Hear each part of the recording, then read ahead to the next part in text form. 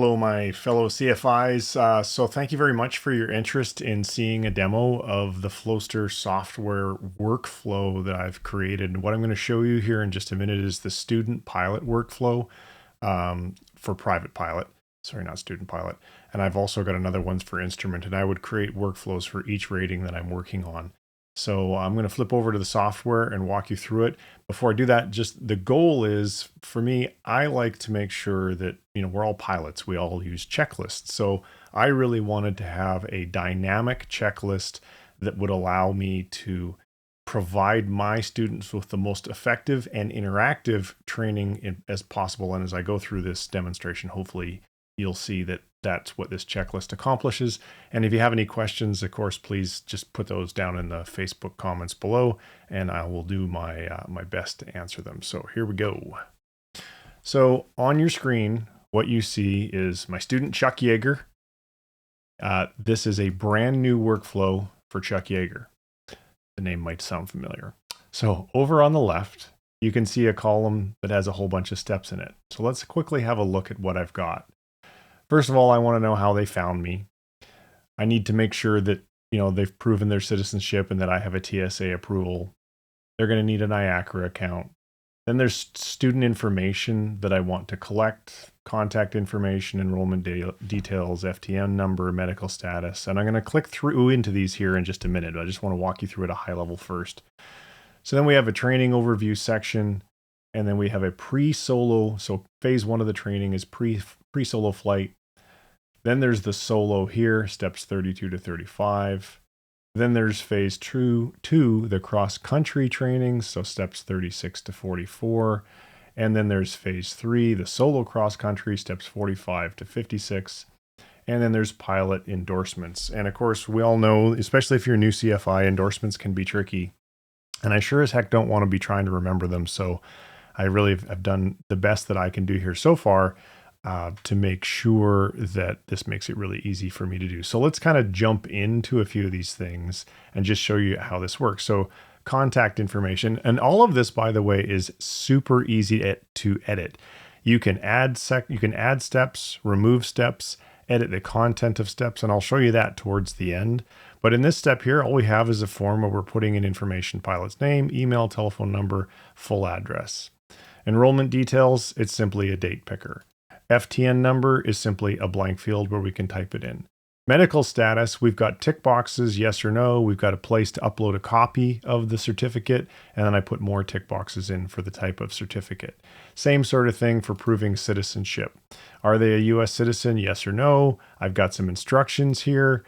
Again, this is all fully customizable, and then you can go ahead and upload a copy of their passport or whatever it is they're providing you to verify the citizenship.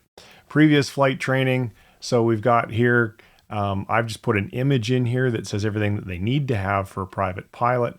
And then I don't enter this data myself. What I do is I assign this task to a student. So in this case, if I was the student, I assign it to me.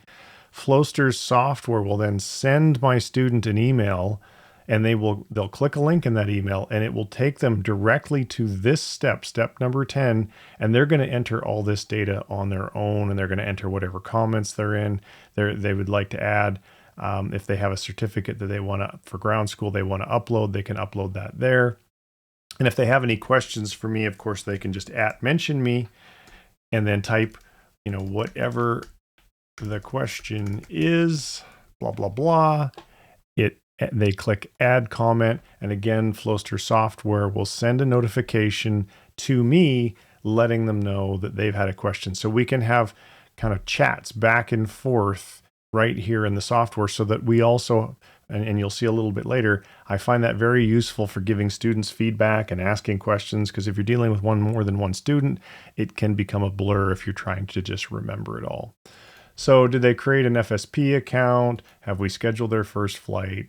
Preferred aircraft, ratings held, etc. So then I provide a training interview. Hey, welcome to flight training. I explain a little bit about the workflow. I talk about during your private pilot's license, there's 3 things that you need to do to help you prepare. Maybe there's some ground school. So I've got some links to some resources here for them. Again, all customizable. If you guys don't want to have these links in here, you can just hit the edit button and you can put something else in. So actually, I'll show you how to do that right now. So let's say that we wanted to add a third resource, and maybe we wanted to link that resource to, whatever website. In this case, we'll just call it google.com and click OK. Now, one of the really cool things about Flowster, you see this little yellow spinning thing here. It says update active workflows. If I click this, it says, hey, you have 6 active workflows. Would you like to make sure that all of them are updated with this particular change? Now, in this case, I don't want them to be, so I'm going to click cancel. But it's a great way of making sure that all of your workflows are the same across all of your students at all times. So we'll just get rid of that. And then we'll go back, a little yellow spinny thing. And now I'll click update. There really was no updates because I just undid the changes, but that's okay. It won't make any difference. So now the 6 active workflows I have for the 6 full-time students that I have are all going to match the template that I just made the changes to. So then I talk about scheduling their written, a place for them to upload their written exam results, and then some steps for preparing for the check ride. And now we're into pre-solo flight. So here, you can make your syllabus or your curriculum whatever way you would like it. I've looked at ASA and Gold Seal and sort of taken what I like from both of them along with just kind of what I want to do. And so each one of my lessons, I know exactly what I'm going to be doing with the student. The student knows what they're going to be doing. I recommend that you do the ground school for that lesson before we go and fly. Excuse me.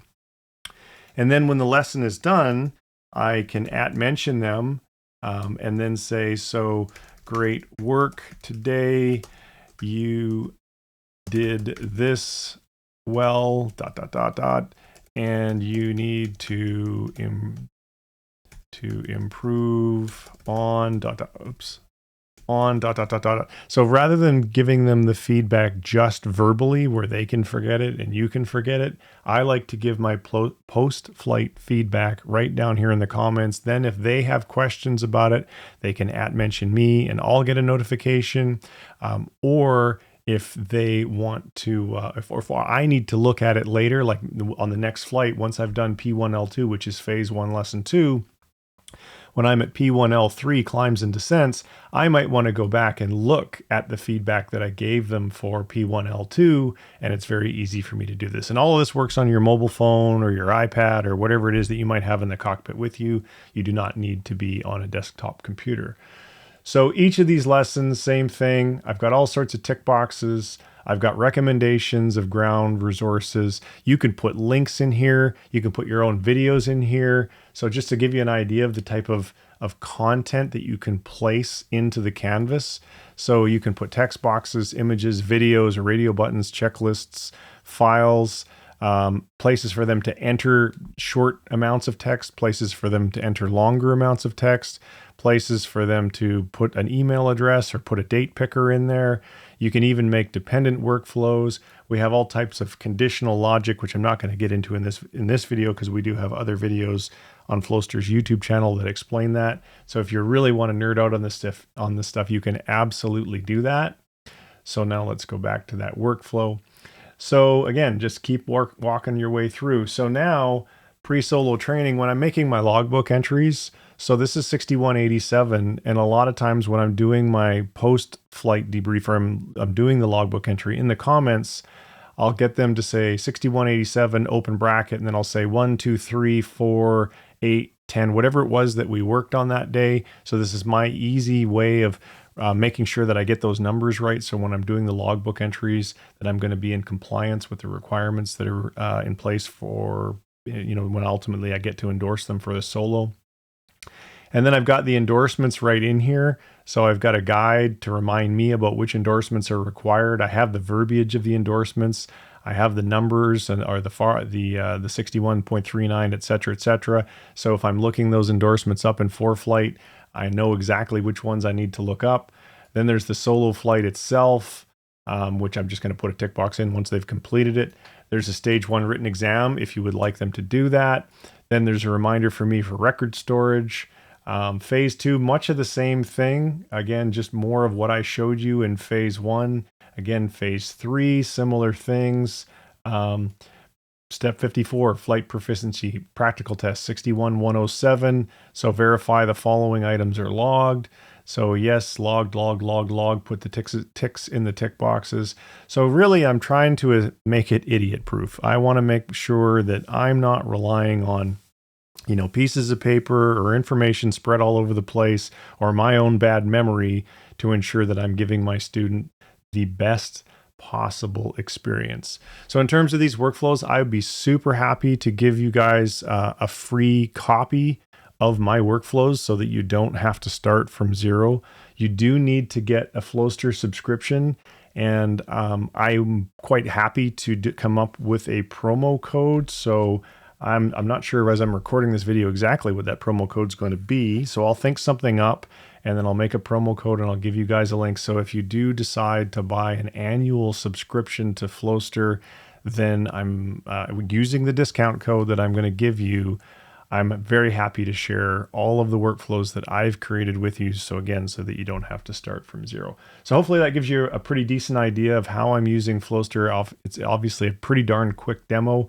You can get a free trial of the software. So if you want to just go and check it out, you can do that as well. There's a lot of pre-built workflows, but they're not necessarily aviation related. And again, if you have questions, please leave them in the comments below, or you can hit me up on Instagram if you would like, or you can leave comments under the videos on my YouTube channel or wherever. I'm not really very hard to find online. So thank you all very much for your time. I look forward to hearing your thoughts and questions and feedback.